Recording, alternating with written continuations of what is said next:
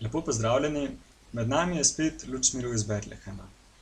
Ta plamen je bil prižgan v votlini Jezusovega rojstva in je prek Dunaja pripotoval tudi k nam v Slovenijo, kamor ga že 30 leto zapored prinašamo skavti.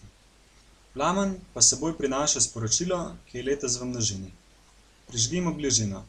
Poslanica nas zbližuje in opozarja, da je mir nekaj, za kar si moramo prizadevati in se truditi, mogoče še toliko bolj v teh zahtevnih časih, kot je današnji. Letos deljenje plamena miru poteka malenkost drugače kot pretekla leta. Sveče bodo tudi letos na voljo pri vhodu v cerkev, kjer pa boste plamen širili sami. Omogočen je tudi spletni obrazec za prejem sveč na dom.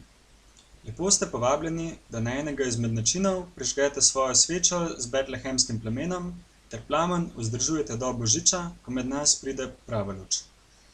Do takrat pa naj nas ta plamenček vabi, da pripravimo pot za novorojenega odrešenika.